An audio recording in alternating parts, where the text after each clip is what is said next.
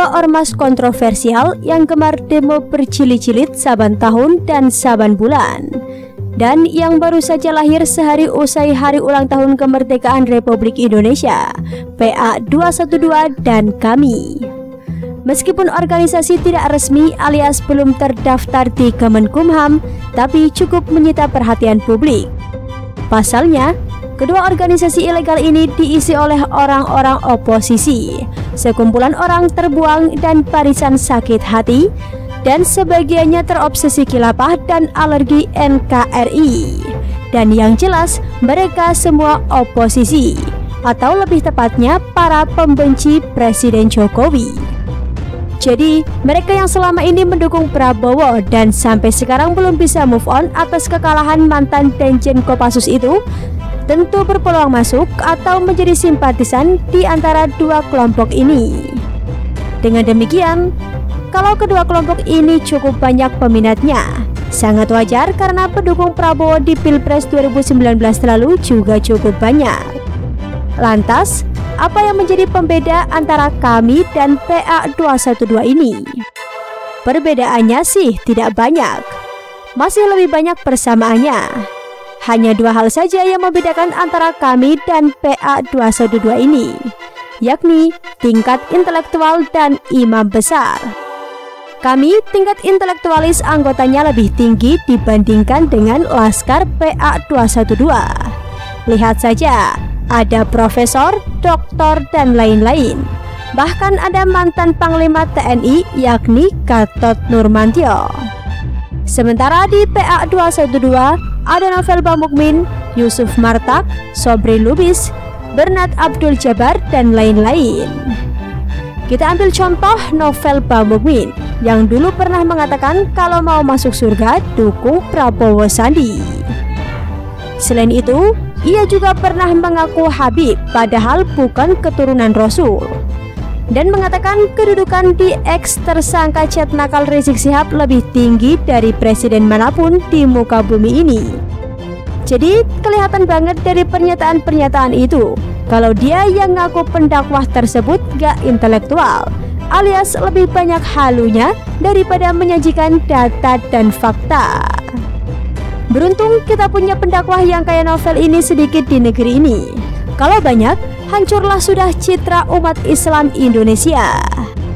Selanjutnya, PA 212 juga punya imam besar sendiri, namanya Rizik Syihab, sedangkan KAMI tidak. Lucunya, pada tahun 2017 lalu, orang yang kehabibannya dipertanyakan ini pernah diangkat jadi imam besar umat Islam se-Indonesia oleh ketua PA 212 Slamet Ma'arif. Tidak pelak, hal itu langsung ditolak oleh Ormas Nahdlatul Ulama dan Muhammadiyah. Siapa juga yang mau punya imam besar yang doyan chat nakal bersama janda? Bikin malu saja, haha. Nah, tanpa para kadrun dan Rizik sadari, sebenarnya kemunculan KAMI ini merupakan ancaman serius bagi PA 212. Ada beberapa alasan kenapa KAMI ini bisa berdampak pada lenyapnya eksistensi PA 212. Yang pertama, kemunculan KAMI ini terbilang cukup baru. Bahkan deklarasinya saja baru digelar beberapa hari yang lalu, yakni pada 18 Agustus 2020. Karena baru, tentu orang-orang akan penasaran mengenai bagaimana bentuk dan isi KAMI tersebut. Sehingga wartawan pun akan lebih tertarik nulis berita tentang KAMI ini daripada tentang PA 212. Lantaran yang bacanya juga lebih banyak.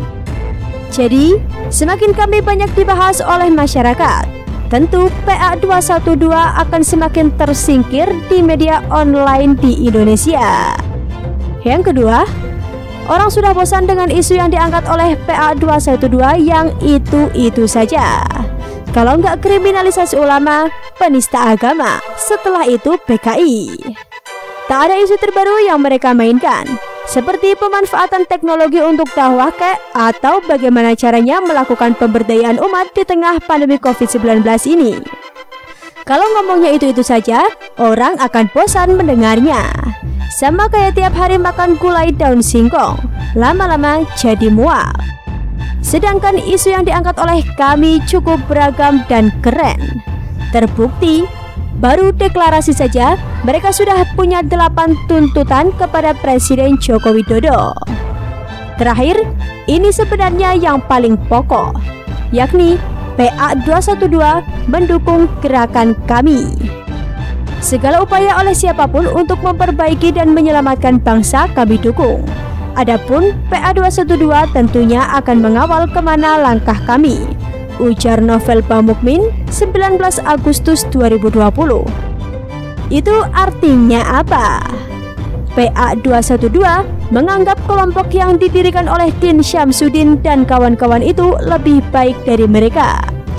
Ibarat bermain sepak bola, kami adalah para pemainnya, sedangkan PA 212 adalah para pendukung yang tegak berdiri di pinggir lapangan. Lebih terkenal mana antara pemain dan pendukung? Tentu saja pemainnya.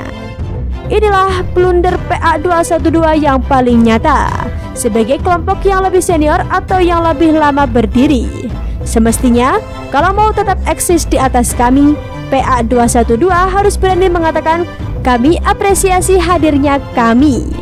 Tapi kami berbeda dengan mereka.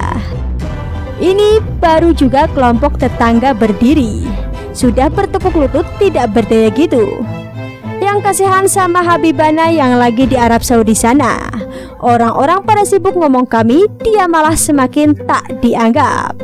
Terbukti, ketika kami deklarasi, sang imam besar tak dikasih kesempatan untuk bicara lewat telekonferensi seperti yang rutin dilakukan setiap reuni PA 212.